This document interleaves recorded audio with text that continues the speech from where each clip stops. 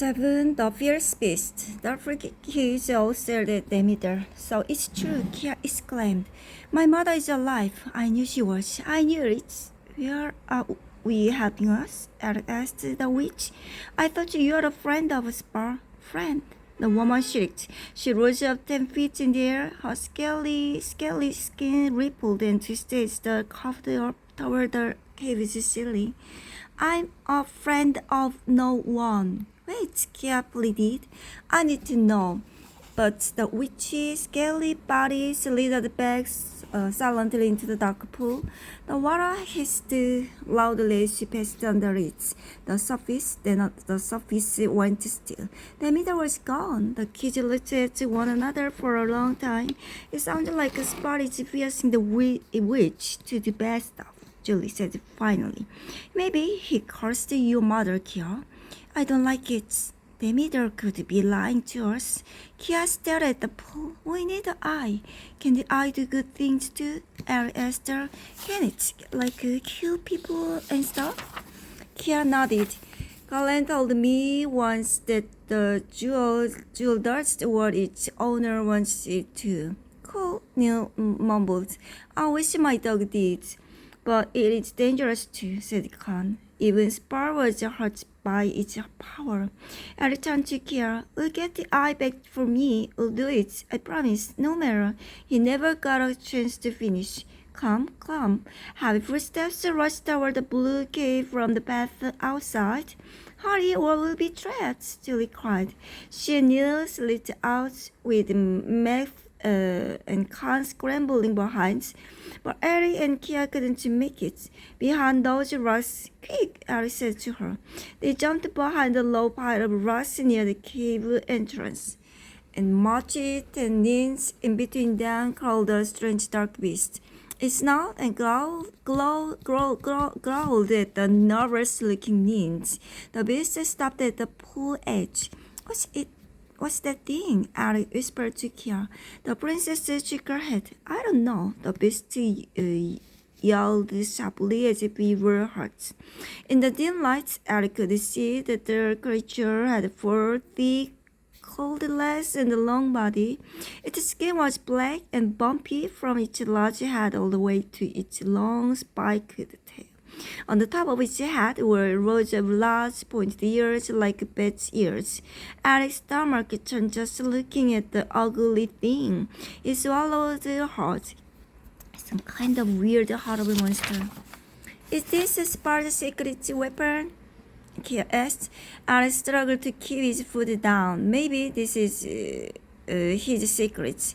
The one in my dream. The secret Spar thought I knew. He keeps a monster for a pet. Suddenly, the creature charged forward and left the pool. It began to slow loudly. Let's get out of here, Kia whispers. That thing could turn on us. Eric began to tremble. Wait, they watched the beast drink and drink. Eric turned to Kia. She looked at him. Then they looked back at the creature. Their eyes went wide with amazement. No, Eric asked softly. It can't be. 8. Spar's secrets. As the beast sloped from the pool, it began to change. Its dark spike hide shrank away. One by one, the sharp claws shivered. Tooth became hands, two became feet. Pale, smooth skin formed over our heads. The creature's arms and legs began to grow longer. Suddenly, the thing stood upright, like a man. All that remained of the monster were 2 pointed fins growling behind the ears. Eric caught his breath. Holy cow! The man threw his powerful arms into the air. The frightening laughter filled the cavern. The man was lowered Spar. Without taking a breath, Eric and Kia crept from the cave and ran quickly down the path. I can't believe it, Eric whispered. Spar's monster, a creature, a creepy beast thing. Kia shivered. Remember what Khan told us? The eye of dawn burned Spar. Maybe it did worse things. It maybe made him like this. Yarin drinks from the pool to make himself human again, Eric said. Because if he doesn't, he changes back into the thing. Maybe that's It's secrets, just like in my dream. Julie, Neil, Max, and Khan ran up to them. Are you guys okay? Julie asked. You'll never believe what you saw, Khan said. There was but Kia didn't get to finish. Lord burst out of the shadows. Nint, I have found them, the sorcerer said in a snarly tone. His eyes flashed at the kids.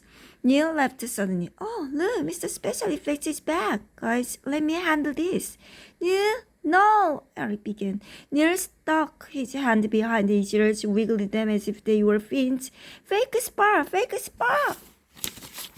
And then he marched up to the sorcerer, stood right in front of him, and made a fist. Now I'm going to punch you right through your bugger's self. Neil, don't. It's really. Smack. Neil first stopped at Spar's arm. Neil frowned. It is supposed to go through. He turned to Julie. It went through for you. Neil? Julie said. Neil punched Spar again. Smack. Now I get it, Neil said quietly. Out! Nint! The sorcerer shouted at the top of his lungs. The passageway filled with the red-faced warriors. The kids were surrounded. Kids' eyes burned with anger. I know you're secret Spar. You're a monster. A creepy one, said Ari. Much creepier than you are now, which is pretty creepy. The sorcerer's lip curled into an evil snarl. His eyes darkened. His purple fins began to curl. Now you can never leave, he said. He muscled hand clamped down on Neil's shoulder. Neil screeched. It's because I did hands behind the ears, isn't it? You didn't like that? You leave my best friend alone, Eric yelled. He jumped as hard as he could on Spar's feet. Ah! The sorcerer released Neil. I sniff and escape this way, Khan yelled. The six friends shot away down the narrow passage. They were still going deeper into the volcano. Spar leaped into the air after them. He flew like a bullet, swooping through the tunnel, screaming strange words. Slam! Allah! Quit! Same to you! Julie shouted back. And again, Kia were in the lead, threading through the curving passages. Suddenly, the passages split before them. Two tunnels lay ahead. Both were dark. Left, left! Kia cried. Eric flashed a look at his hands. He couldn't decide. Left, left. He kept running toward the passages. He ran faster. Hurry, the princess shouted. Right, left, huh? This is so dumb. With all the smoke and darkness, he couldn't even see. Eric picked one dark passage, running into it as fast as he could. He wanted to get as far as possible from Spar. He discovered his secret. But now sounds were swirling around him, hissing and bubbling, clumping and stopping. Eric stole a quick look backwards. It was dark. He couldn't see here anywhere. It slowed or stopped. Guys, are you back there in the dark? Oh man, please answer. No answer. Eric swallowed hard. Spar, please don't answer. No answer. Eric was alone in the dark. He couldn't tell front from back, right from left, up from down. Where am I? He breathed. Splot. Sudden fiery splash of lava burst from the volcano floor. It flashed against the walls of a vast cavern. Smoking red lava bubbled and hissed away into the far distance. It's a lake, Eric guessed. A lake of lava. He knew it right away where he was. He had found it. The room of fire. 9. Fountain of danger. Splash! The fiery column spurted again. It was coming from a strange fountain on a small island in the center of the lake. The fountain was formed in craggy, hardened lava. Then Eric noticed something else. Near the top of the fountain and sheltered from its spray was a dome of glass. Inside the dome was a strange black object. An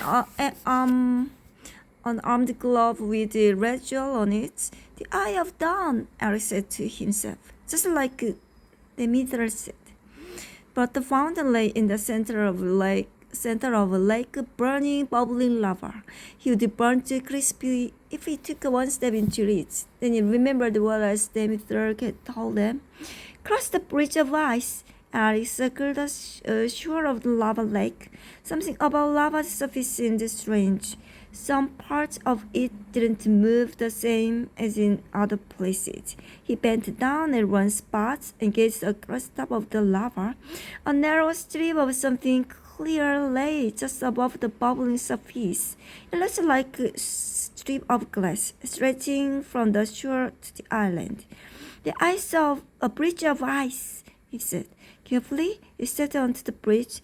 It held him. He took another step. He felt as if he were walking higher up, but he kept going. Soon he was halfway across, halfway to the island, to the stone fountain itself. To the eye, splash! The fountain exploded with a giant spur of molten rock. Fiery spray shot to the ceiling and shot back down to the giant lake. The rocks hit the surface of all around him. But Eric kept going. He couldn't turn back, not until he got what they had come for. "We have to stop." "What a spar," he said, firmly. Suppose the fountain went off again. Eric turned it to see how long he had until the next eruption. 1 Mississippi, 2 Mississippi, 3 Mississippi, 4 Mississippi, splash! For a second, Eric told himself. He took a deep breath and ran to the end of the bridge and sprang off and landed at the base of the fountain. 1 Mississippi, 2 quick moves. He was up to the top of the fountain.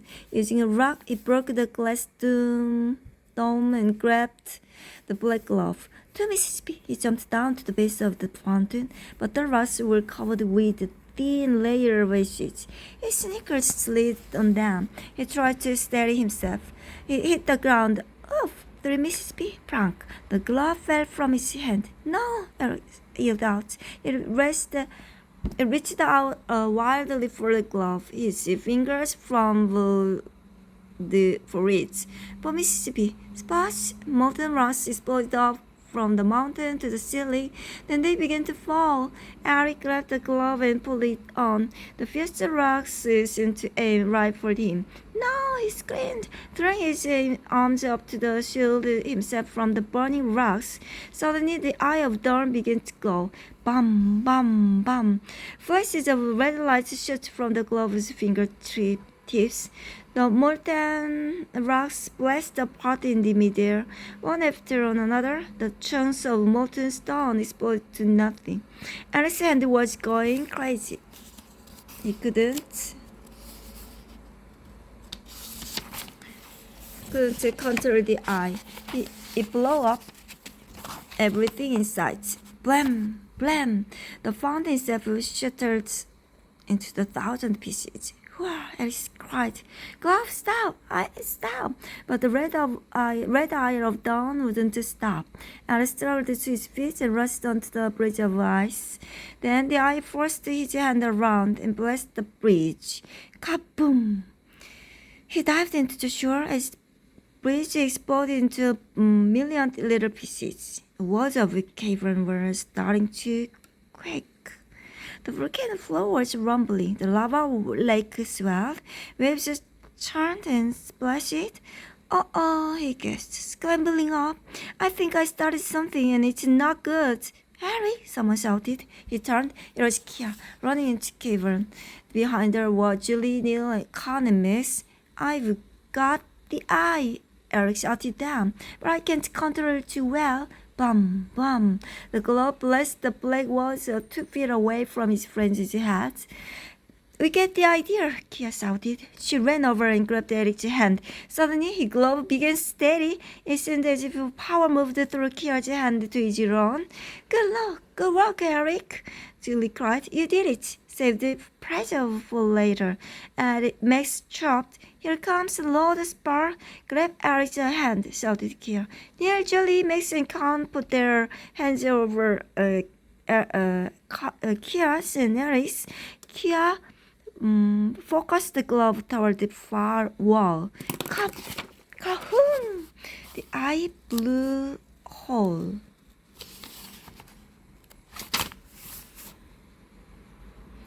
Clear through the volcano wall, daylight shone through the hole. The first of the eye pulled his kids from the ground. It shot them through the rocky passage like a rocket. "I'll follow you forever," cried the loud spar, charging in. And as the black walls of his volcano home began to crumble. 10. The door home. Hurrah! And shrieked as the six friends battled out through the volcano at top speed. Then, they hit a wall. Luckily, it was a soft wall. It was a wall made of sand. It was sand dune. "We are outside!" Jill yelled. "Yahoo! There they are!" cried the voice. Galen rode up quickly. Behind him, the Rumpies had just finished trying to fear fire monsters in a giant knot. "Yes," Max jittered. "My master is safe. We have the eye," called out. Galen's eyes lit. "My friends, you have done well." Carefully took the glove from Harry. He closed his hands around it and put it safely in the golden box in Liv's saddlebag. "You must leave Connor at once," the wizard said. "Here, your father's ship is waiting at coast." The stairs of the world's upper world had appeared there too. "Max, come. Hurry, everyone, hurry." Max jumped on Liv's head. The way out in the west, the old riddle says. "It can't be seen where it is." Eric sighed. "Another riddle? Can't anything in Drones be easy?" "This will make it easier," Khan said. Plump, he tossed something heavy on the sand. "A carpet from Pasa."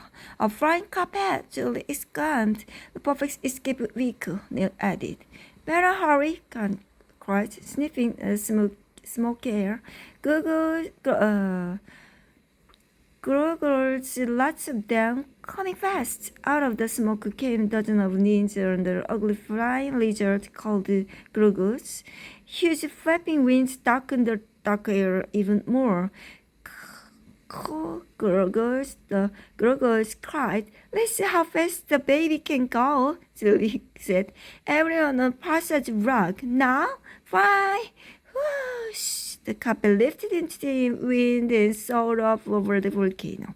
As Galen, Mexican, and the Lumpies galloped away, Julie tugged at a corner and the carpet shot out across the dunes. But the flying Gurgles were fast too. They chased the kids for mile after mile, getting closer and closer, and scanned the desert ahead. In the middle of the dunes was a single rock. It was tall and wide and stuck straight up from the desert floor. "Watch out for the rock," Kia said. "Yeah," Neil added. "We definitely don't want to crash into that." "Right," Eric began. Then he shook his head. "No, head for it. The riddle says that the way out cannot be seen where it is. The way out is through the rock." "Are you sure?" Julie asked. "Trust me," Eric said. The Gurgles were right behind them. The rock was right ahead of them. "It sure looks solid," Neil cried, shutting his eyes and clutching the carpet tight. "I hope this works." Around the rock was open air, stretching into the distance. Still kids dove for the rock. They went into the rock. Whoosh! At the moment carpet hit the rock became an opening. At the same moment, the air around it became solid rock. The ninja cried. Their Gurgles lurched away, nearly smashing into the wall of rock.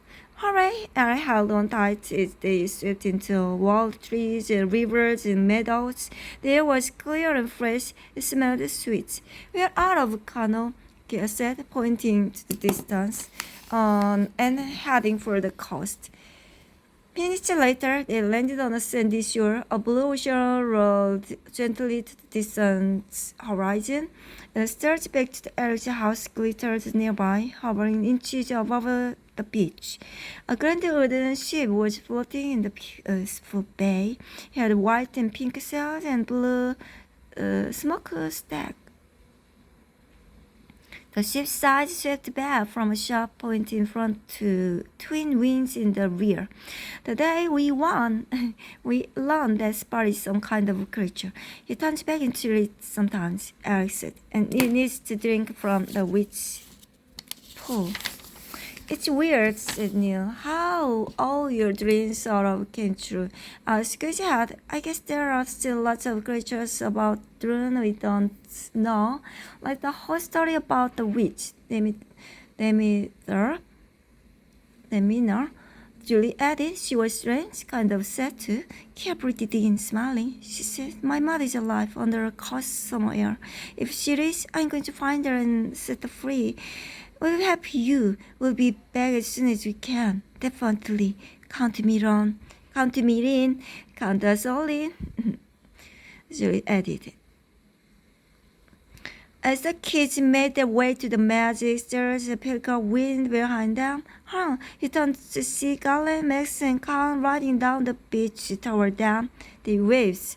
You're safe now, Alice said Kia. I guess we'd better go before the stairs fade. The magic of Drune goes with you, Kia said, waving. It will tell you when to return. The three friends raced up the magic stairs. At the top, Alice turned to look back at Drune. I hope the adventure never ends, Julie said. Alice smiled. Something tells me it never will. There are too many secrets we don't know yet. Too much work for us to do, Neil said. Julie laughed. There is plenty of work for us up here too. In our normal lives, we said we'd clean up the basement, remember? They were stepped up into the room at the top of the stairs. Neil flicked the light switch. Click, the land of Drune vanished. In its place was a plain old cement floor. We are home, Eric murmured. We put his hand on the doorknob and opened the door. The three friends went out into the basement. The messy basement. They got to work.